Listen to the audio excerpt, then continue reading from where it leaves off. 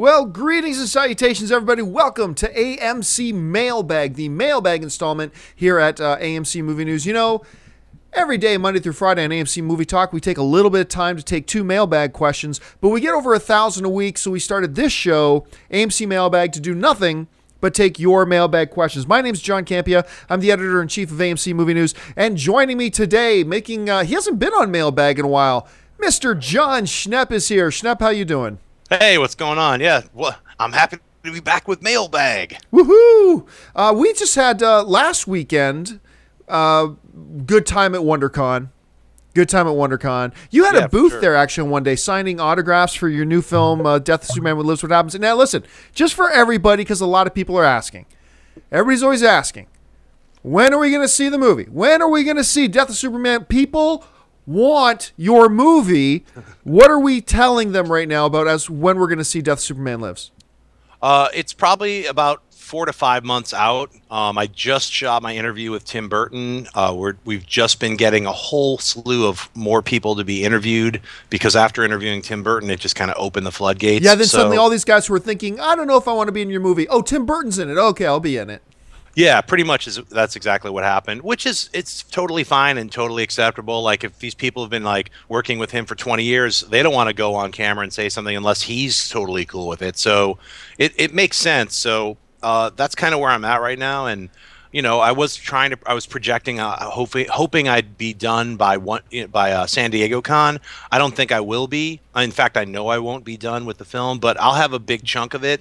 Hopefully I'll get a panel. I've applied for a panel at the San Diego Comic-Con, so I'll have a panel and screen about 20 minutes of the film, hopefully, and that'll be that. And then I guess in the next few months after San Diego Comic-Con is when it'll actually be ready to be screened and sent out to people. So that's kind of what's going on with that. And my friend Jonathan London over at Geekscape let me use his booth for a couple hours on Saturday to sell some exclusive posters. I'm still trying to do the finishing funds and raise money to do these recreation scenes. So I'm still in the midst of shooting and post simultaneously. Making a movie is a huge deal. It's a large undertaking, and I think a lot of people understand that. Anyway, I'm glad you shared that with us. So let's get to the mailbag questions, shall we? And we will start today's mailbag with question number 1.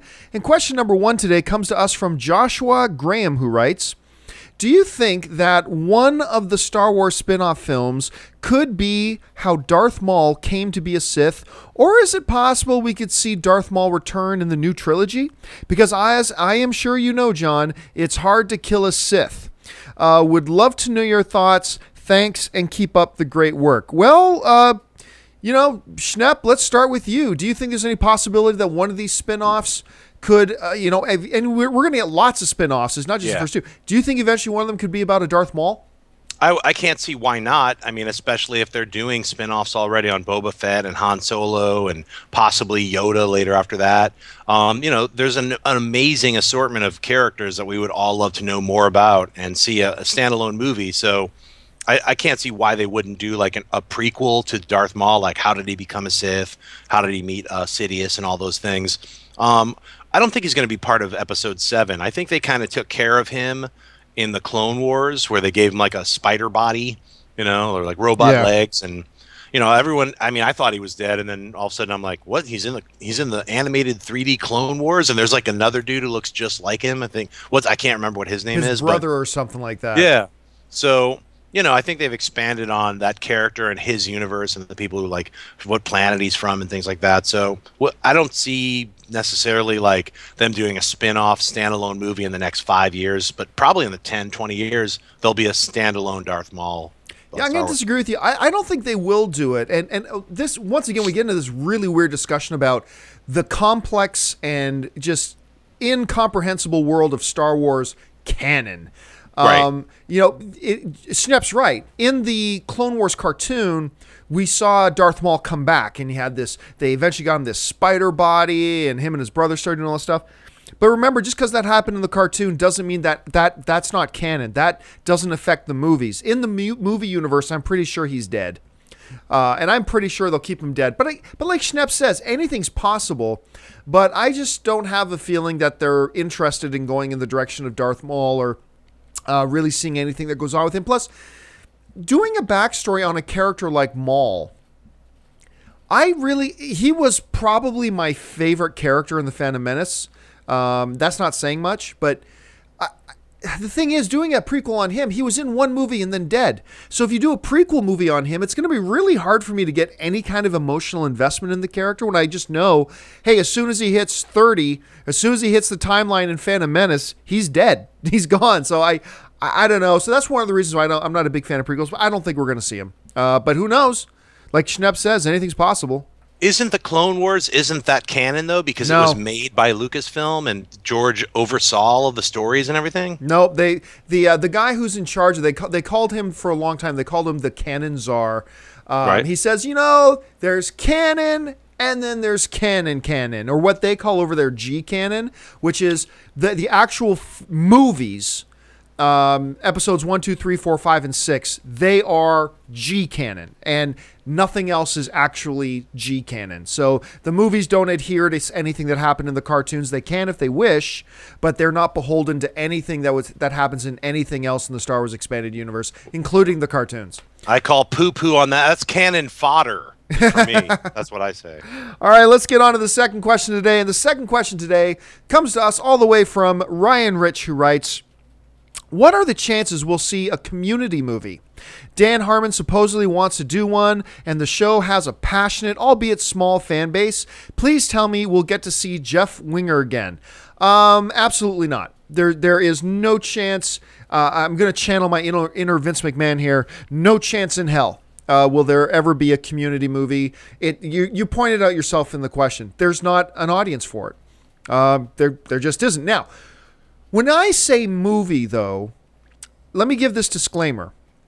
You could mean a lot of different things by saying movie. You could mean a 15-minute animated short can be called a movie. You can call an animated straight-to-home video a movie. You can call a small live-action indie film that doesn't really get to theaters anywhere, but that's still a movie. Usually when I say, will they make this a movie, usually what I'm talking about is, will a studio step up, produce it, market it, put it in wide release in theaters across the country so you can go see it in a theater near you. That's usually what I'm talking about. And I don't believe there's any chance we'll ever see a Community movie in that regard. I mean, could you see something really tiny and small like what they did with Veronica Mars, where they do, just do $1 million, $2 million and throw a glorified 90-minute episode together and then put it on demand that always is a chance, but I don't really think it's a real possibility. Schnepp, what do you think? Do you think we could see a Community movie in AMC theaters across the country? I will argue, yes, you can. I'm a fan of the series, and I was really kind of bummed out when Dan Harmon, who I've worked with back in 2003 on the Channel 101 series, and I did a pilot with him. He's an incredibly funny guy, and when they kicked him off of his own show, I was really upset. I didn't even watch that fake Community season, to me, because it doesn't feel real if the actual person who created the series and was spearheading it was removed. So once he came back, I started watching it again. There was a kind of a thing going around, like 6 seasons in a movie, and I think that's going to happen. I think NBC would be silly to not do a 6th season, because that puts it into the entire rerun, over 100 episodes where tons of money goes into syndication. So for them to not renew it would just be stupid. So we've got that going for having a 6th season. And then the fans, I agree with you. I think it will become sort of like a Veronica Mars Kickstarter style Community movie. I mean, that would make sense to do it that way.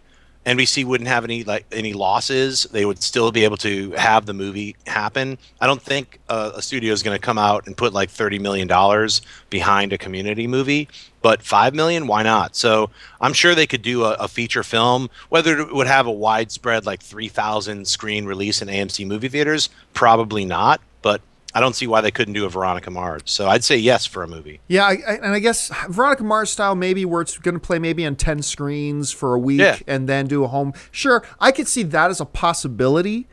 But, once a studio, the $5 million to make Community is great, but then Schnepp, to do like a theatrical run, minimum a studio's got to put 15 more million behind it for the marketing campaign. And it just minimum 15. Yeah. The math becomes hard at that point. All right, let's take on the next question. And the next question today comes to us from Brentman132, who writes, will we ever see a Wrath of the Titans sequel? Well, no. I still remember when they did the Wrath of the Titans, and I was talking to Sam Worthington, and one of the things he said to me about one of the reasons he wanted to go back and do Wrath of the Titans, he said, because we have to make it up to the fans. It's like Worthington and the whole crew on that series, they acknowledged Clash of the Titans was terrible. And I remember Worthington saying to me, one of the reasons he wanted to go back, because he felt we owed it to the fans. We felt like we needed to make up for Clash of the Titans. There's too much rich stuff here to do. It deserves a better telling. We owed it to the fans to come back and do another one. And I love that motivation. That was awesome. Gave me a lot of hope for the film. It was arguably worse than the first one. Yeah, exactly. I was going to say, well, everything that Sam Worthington said did not happen. Yeah. I mean, it's great that was their motivation. I love the fact that they were acknowledging, to the fans, yep, we crapped the bed on the first one. And that's got to give you a lot of hope. It's like, hey, because if they're not recognizing the problem, how are they going to improve on it, right? So clearly they were recognizing the problem. They were identifying it. They said, our bad, we got to do this better. And then they step up and give us an arguably worse film. I mean, so it's just, I don't know. Anyway, but what do you think, Schnepp? Do you think it's possible they may want to take another kick at this can? Absolutely not. Unless it's not going to star Sam Worthington, because he's going to be tied up for like 3 years doing these Avatar movies. Yeah, it could just be a direct-to-video release and like end up on Hulu Plus or something. Be like, Wrath of the Titans. It wouldn't even make zero sense. Carafe of the Titans. Carafe of the Titans. Somebody like drinking. I don't know. I don't think that's going to happen. I thought, everybody's hating on Clash of the Titans. I don't see that much reason to hate totally on it. It wasn't horrible. It wasn't that great, but it was fun. I remember saying, I went with zero expectations and was like, it was all right. It was kind of fun. Do I like the Ray Harryhausen version better as the one that I saw when I was a little kid? Oh, yeah. From nostalgia factors, sure. And I think it was a little better played out. Wrath of the Titans, less said about that, the better. I just remember a bunch of stupid demons and dust and a volcano monster for like 30 minutes. It was kind of boring, so... All right, let's move on to the next question. The next question today comes to us from Sam Schofield, who writes, hey, AMC, I am absolutely addicted to your channel after only finding you a month ago. Well, thanks a lot, Sam. Appreciate that. Thank you so much for all your great content. Do you guys think that Marvel needs a super female? Black Widow is great, but she's not exactly super. I think a good choice could be Miss Marvel. Who do you think could be a good female superhero choice for Marvel to counter DC's rumored Wonder Woman movie? Schnepp, let's start with you on this. Do you think Marvel right now, on top of Black Widow, do you think they need a super-powered female character? And if so, and you're in charge, who do you put in there? Who would I put in? I think they do need a female superhero, and a strong one. There's nothing wrong with Black Widow, but it'd be great to bring in not Ms. Marvel, but Captain Marvel, the new version of Captain Marvel, which is I think it's Carol Danvers. I'm pretty sure that's her name. And I like the new costume that they have for her. She's got short hair. I mean, a lot of people are always saying Katie Sackhoff would be great as Captain Marvel. If they were going to do that iteration, I think why not? There's a whole bunch of other characters that could be put into play, so to speak, from the Marvel universe. I mean, obviously you have the Inhumans, you have Medusa, you have Moondragon, that strange bald-headed woman from another planet. Yep. Now that they're bringing in Guardians of the Galaxy, why not bring in Moondragon and have some kind of weird cosmic spin-off? And we have, speaking of Guardians, we have Gamora. Yeah, that's right, Gamora. Also, what about She-Hulk?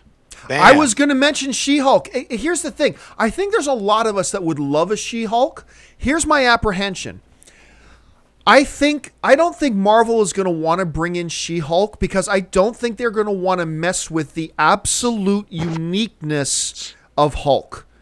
I don't think they want to mess with that. I think Hulk is a once-in-a-universe creature in their cinematic universe, and I think they would be apprehensive about bringing a She-Hulk in there. I mean, Look, would I love and line up to see a She-Hulk standalone film? Absolutely. But at the same time, I think if I'm running Marvel, I worry about, once again, that diluting a little bit, if you will, of Hulk. Right. Hulk is, like I said, a once-in-a-cosmos being. And it might dilute that a bit. Would you worry about that, or would you be able to think of a way around that? I think I wouldn't worry that much about it for a few reasons. I think the Incredible Hulk, the Edward Norton Incredible Hulk, was already using, like, hey, we've got the serum from the Hulk to create the Abomination. We've got the serum from the Hulk to create the leader. Whether or not we're ever going to see that, they've already done Hulk with Ang Lee. They've done the Incredible Hulk with Louis Leterrier, the guy who directed Clash of the Titans. Yeah. And so if they're going to do a third Hulk with Mark Ruffalo, I would see them just calling it the Hulk, which that would make sense. But why not spin it off? I don't think it's a dilute. It's not going to dilute it, I don't think, because they've already like had the Hulk in several films, albeit played by different actors. But I don't see why they couldn't even like do a spin-off with like somebody getting an infusion with some of the Hulk's, blood, and then that creates the She-Hulk, and then that's a TV series, just like Agents of S.H.I.E.L.D. You could have a She-Hulk television series. Who cares about TV series? I'm just saying, we'll see what happens, but I don't think it would dilute the Hulk, so to speak. All right. They did one. Let's go on to question number 5, and question number 5 today comes from Sean Will, who writes, without looking at budget and box office numbers, but focusing just on cast, director, writers, producers, and overall story script, what would you consider to be the biggest flop of all time? Well, I think what Sean's asking here, Schnepp, is in terms of potential. A movie that had potential because of cast, director, story, premise, whatever, had potential to be completely awesome and ended up absolutely crapping the bed. There's a couple that come to mind for me. Okay. One, and I'll get to my obvious one at the end, but one of them is actually The Last Airbender. The Last Airbender, and I talked about this on the show before, The Last Airbender to me has the mythology behind it. It has a really cool setting and a really cool world that you could take advantage of. It had, albeit not a monstrous, but a decent sized following. The trailers, Shamhammer fooled me. The trailers looked to me like it could have been awesome. I was excited for it. It had a lot going for it. The visuals actually looked pretty good. A lot going for that film going into it. And we all know how that turned out. I mean, it was just beyond brutally awful. Just terrible. Catwoman is one that comes to mind. You had a really great character. Batman was hot. And you got an Academy Award-winning actress coming in to play Catwoman. And we all know how that turned out. One of the worst pieces of film in cinematic history. It was just awful. Were you expecting that to be good? Like when you saw the trailer with Halle Berry, even though she was really sexy, but she's like licking, it's like it looked stupid even from the trailer. So well, I mean, I'm thinking pre-trailer, I thought this has the potential to be awesome. This has the potential to be great. And even the supporting cast, they had a pretty decent supporting cast in the film too. So everything was so good. And then the trailer came out, and it's like there was some really cheesy, crazy stuff in the trailer, but nothing that I couldn't point to the comic book and say, well, that's in the comic, and that's in the comic, and she does this in the comic. So even though the trailers diminished my hope for the film overall, I still went in thinking this could be pretty damn good. And then obviously it wasn't. And then finally, most obviously, Phantom Menace should have been the film of a generation. It was rather, the tail end and the final stages of horrible diarrhea. And it just, so that's that. To me, that's the biggest one. But anyway, Sheb, what are some films that come to your mind when you think about that? Well, it's funny. One of our fans, Lowell, I saw him at. I think, did you see Lowell at the WonderCon? Yeah. He had a lightsaber with him, and I think he probably speaks for a lot of younger fans who saw the all 6 movies by seeing it 1, 2, 3, 4, 5, and 6. So actually, the movies just got better. You know what I mean? Like, so they didn't really they didn't have that pang of disgust and hatred that older people had when they saw, I've been waiting 17 years for this movie. I can't believe the trailers look awesome. And then Jar Jar Binks, Mises Farty, and all the farts and horrible midi-chlorians and just horrible decisions. Like, we have this amazing thing called the Force. Let's destroy it, you know, by explaining it. Explaino. So, I mean, I tried to explain that to him. I was like, look, dude, like, I'm not making fun of you and like your love of Star Wars and how you experienced it. But like, what I am saying is, as myself and a lot of other adults who are older than you who experience it differently, The Phantom Menace was one of the most horrible things to witness. As far as being a fan of Star Wars, of The Empire Strikes Back and Return of the Jedi, and then waiting all these years to find out, oh, the origin of Darth Vader, one of the coolest characters ever created, and then to have this whining, kind of puppety, non-acting child creature thing be Anakin Skywalker. He couldn't act. There was nothing there. It was like a wooden creature with a giant bobblehead that moved around. And anyway, I don't want to get too much into Phantom Menace. I wasn't going to mention that one. I was going to mention like a few that more recent ones were like Total Recall, a few of these Paul Verhoeven remakes. I mean, I didn't hate RoboCop, but Total Recall was just really kind of a giant waste of money. It's like, I just didn't understand why they built this kind of weird world traveling thing that went from across through the planet, and then really didn't do too much with it except like use it as a way to, the troops are coming from the other side of the planet. Not much happened. Anyway, the less said about that, the better. But the biggest ones for me are Matrix 2 and 3, as far as like what those movies could have been versus what they were and what they are, because that's what they are. They are horrible films. And I actually liked Matrix 2. And I remember being like the defender of that film in my circle of friends for a while. Right. And then 3 came, and it's like, I can't defend this. Right. I can't defend it anymore. The Keymaster and Ghost will be heavily involved in what? Nothing. So leads to a bunch of dudes screaming at the screen for 45 minutes, like shooting squids that are moving around. It was horrible. And then it ended with some kind of like, we're all in, purgatory and the Matrix is hell, and like some really simplistic, extra simple-minded way of describing something that was basically, when they made the Matrix, it just opened up everybody's brain and was like, wow, what a deep, totally amazing film. And they're, actually everything we added to it with our own brains, that's not what those guys were thinking. They were thinking this real simplistic storyline. So, I mean, do I hate the Wachowskis? No, I don't. Not at all. I love the films that they've made. I'm really looking forward to Jupiter Ascending. Cloud Atlas wasn't wasn't for me, but I love the first Matrix movie. So I'm hoping, like, they announced they're going to do more Matrix things. Maybe they'll do something better with their world that they built. But for me, those two movies, and then one that also sticks out to me was Superman Returns, a film that people had been waiting for a Superman movie for literally, I think, 18, almost 19 years. Obviously, many different versions of Superman almost made it to the screen. I'm making a documentary about one of them, but I was really looking forward to, afterwards, like, what's J.J. Abrams and McG going to do? All right, now that's not happening. Singer's doing it. All right, well, he made X-Men 1 and 2. He left X-Men 3 to make Superman. This could be really amazing.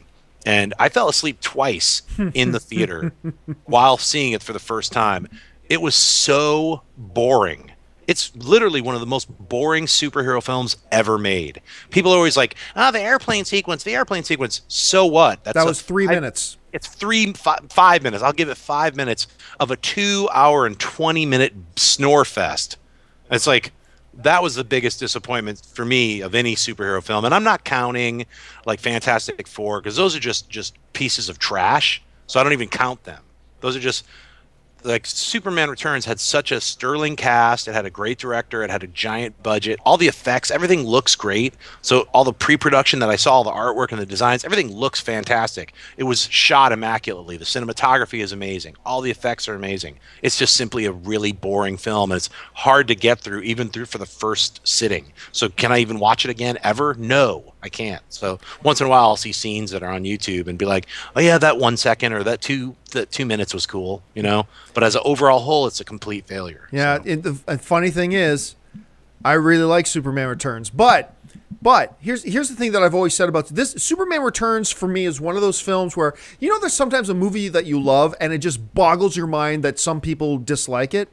Superman Returns for me is one of those films where I really liked it, but I can totally see why people dislike it, because this is the argument I usually make, and most people don't agree, and that's fine, but this is just the way it is in my head.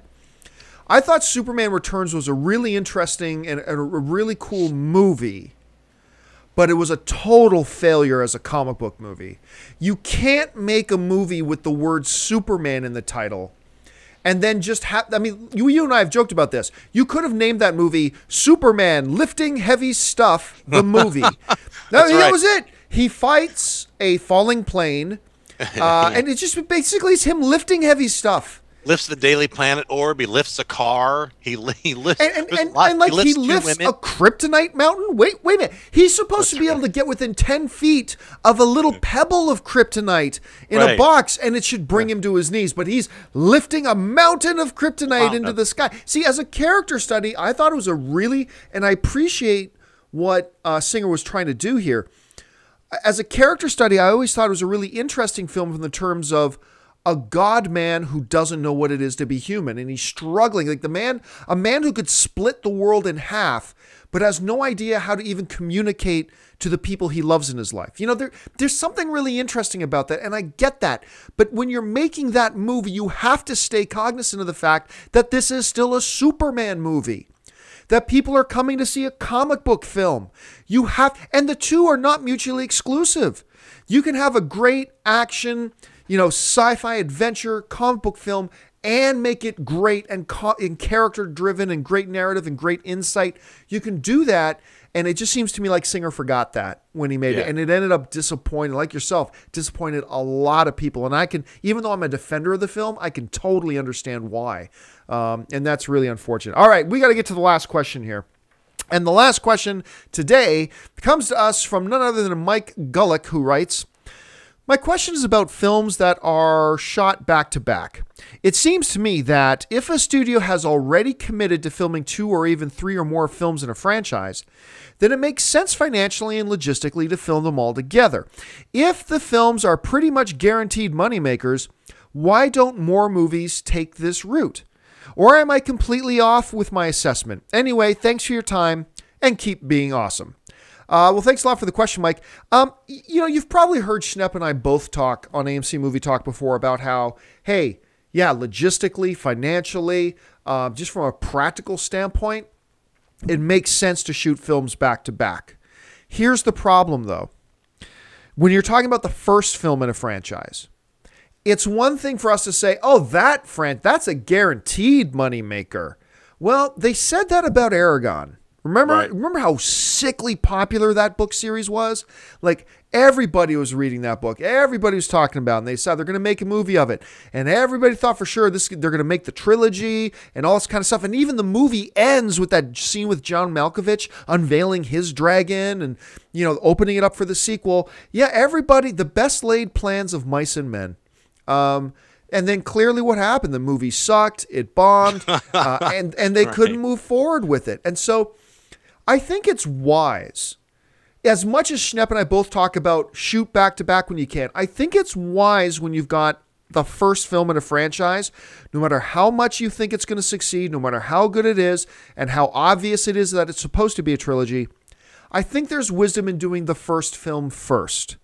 And then, once you've done it, and it's a proven moneymaker, and the fans liked it, and you know where you're going with it, then shoot 2 and 3 back to back. Much like the way James Cameron's doing it right now. So while I agree, yes, shooting back to back is the way to go, I still also think it's the wise thing to, unless you have the word Star Wars in your title, it's the wise thing just to do the first one, get it out of its way, and then worry about the rest. Anyway, Schnepp, how do you see it? Well, I was going to even say I never even saw Aerobomb, but Green Lantern, Green Lantern, that had that ending with Sinestro. Now I have the yellow ring and nothing because the movie sucked. The whole movie, like he was like Green Lantern was fighting a big brown dust cloud. You know, somebody's bowel movement. He was fighting somebody's bowel movement the entire movie with some weird musculature stringlety outfit. really weird film. It goes down as being a bizarre movie. Like, it had that screaming villain. I can't remember what the character's name was, who then just gets killed by the brown cloud. Yeah. But for most of the movie, once his head starts expanding, he's like, "My brain is expanding," like screaming the whole time. It's very weird. The Golden Compass is another one. Yeah, where it's like, yeah. That's which a I great actually example. liked that film. I thought it was a pretty well done film, but just nobody went to go see it. It didn't connect. I don't. Maybe it was the title. I did see People it, and like, I walked out feeling wanting. To be honest, I felt it was really the best way. I think of the way I described it coming out of it, it felt to me like it was really light. It just didn't have much depth or substance to it. But it might be unfair because I kind of had high expectations too. See, I had zero expectations. Saw it, and I was like, wow, I could have seen that again. John Carter, Warlord of Mars. I'm sorry, it was just called John Carter. Horrible, stupid. That movie, I had zero expectations because everybody was ranking on it so much. When I finally saw it in the theater, it was like the day or so before it left. I really liked it. I thought it was a really well-made film. I loved that film. So I thought I'm really it was great upset sci-fi. that they marketed it so horribly. Yeah, they really did.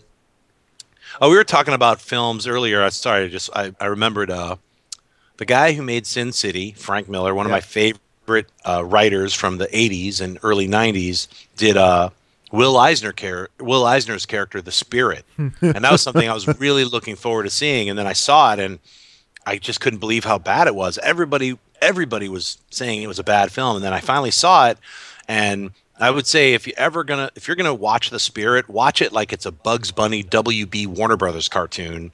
Like, watch 1 2-minute cartoon of Bugs Bunny, any one of the ones done in the 40s or 50s. Use that one, any one of those, and then watch The Spirit, and then it makes sense, because that's kind of the way I think Frank Miller was writing it, like as a tongue-in-cheek, bizarro cartoon.